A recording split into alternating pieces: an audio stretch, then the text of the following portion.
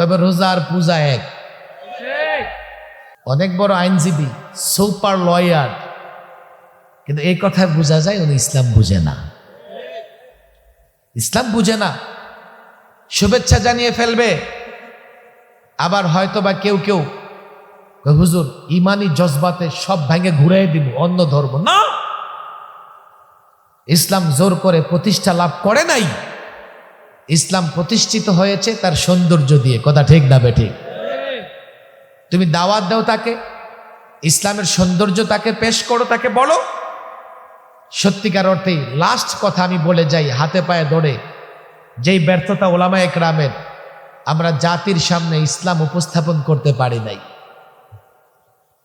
যার জন্য অনেক যুবকরা আছে ইসলামের নাম শুনলেই ভয় পায়। আরেকটা গল্প মনে পড়ে গেছে, আমি ছাত্রদের শোনাই, শুনবো আপনাদেরকে না চলে যাবেন? মাদ্রাসার ছাত্ররা অনেক সময় এটা শোনে আমাদের কাছ থেকে। এক ছাত্র কাছে ওস্তাদের জন্য দুধ হারিয়ে নিয়ে, তো ওস্তাদ ছিলেন অন্ধ, কোনোদিন দুধ দেখে নাই। তো জিজ্ঞেস করতেছে, এই কি নিয়ে আসছো? হুজুর দুধ নিয়ে আসছে। হ্যাঁ দুধ? দুধ কেমন? হুজুর দুধ চিনেন না, দুধ তো সাদা।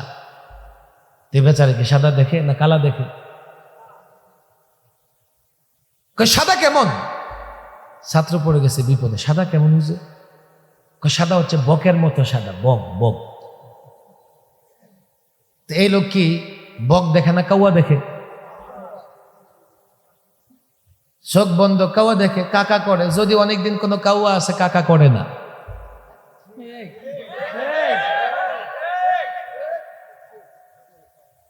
অন্ধ ওস্তাদ কয়, আরে বক কেমন? সে তো কোনদিন বকে দেখে নাই। হুজুর এমন।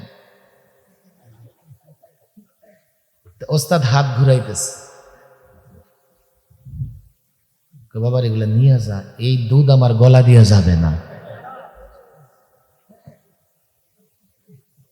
এই যুবকরা যদি আমি ইসলামের কথা, হুজুর কি কইতাছেন এগুলো?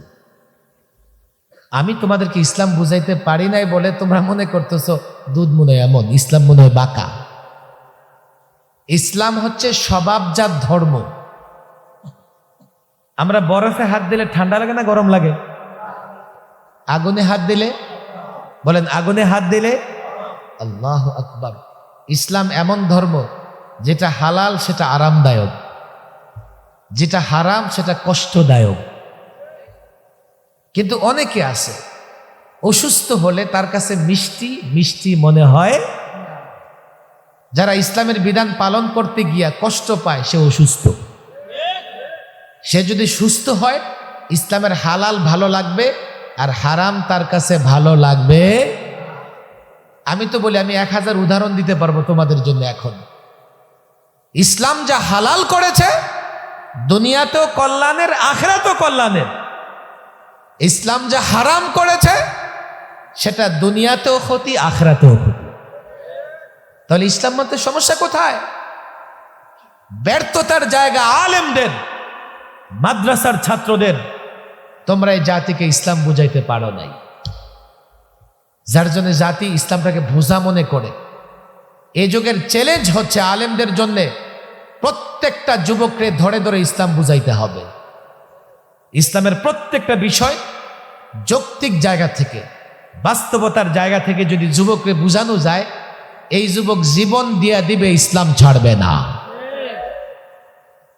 আমি এখন আপনারা এই যুগের জেনজি শিক্ষিত যুবক, বিজ্ঞান মনস্কা যুবক, আপনারা একদিকে বিজ্ঞান রাখেন, একদিকে ইসলাম রাখেন, একদিকে গোটা দুনিয়ার তন্ত্র মন্ত্র ধর্ম রাখেন, আরেকদিকে ইসলাম রাখেন। আল্লাহর কসম করে বলি, ইসলাম যা বলেছে, প্রচলিত তন্ত্র মন্ত্র ইজম এবং প্রচলিত বাতিল ধর্মের প্রত্যেকটা বিষয়ের চাইতে ইসলাম 1000 গুণ ভালো, 1000 গুণ কল্যাণের। ইসলাম কেন মানবেন না বলেন? যেহেতু বুঝে না, ইসলাম মানে না। এই জন্য আমি বলি, আমাদের ব্যর্থতার জায়গা এটা।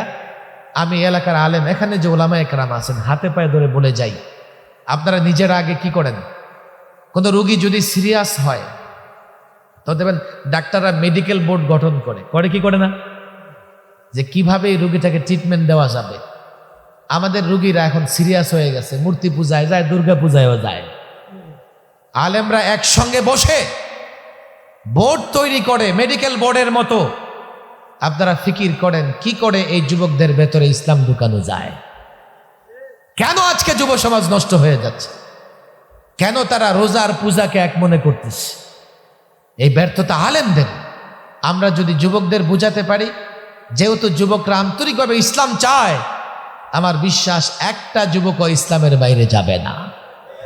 তোমরা বলতে পারো ইসলাম যদি মানো গরিব হয়ে যাবা, মিথ্যে কথা।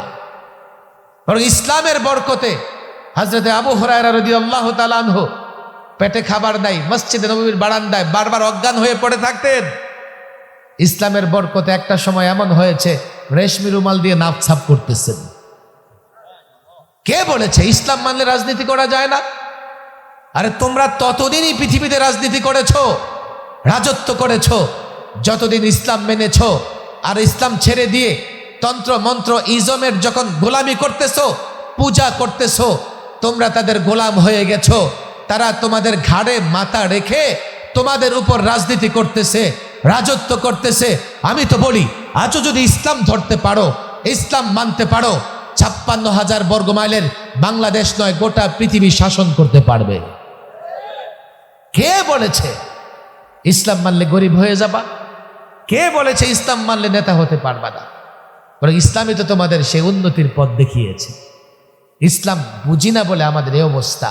আল্লাহ তাবারক ওয়া তাআলা এই যুবক এই মসজিদের আয়োজনকে কবুল আর মঞ্জুর করে দেন। সকলে দুরূদ শরীফ পড়েন। দুরূদ।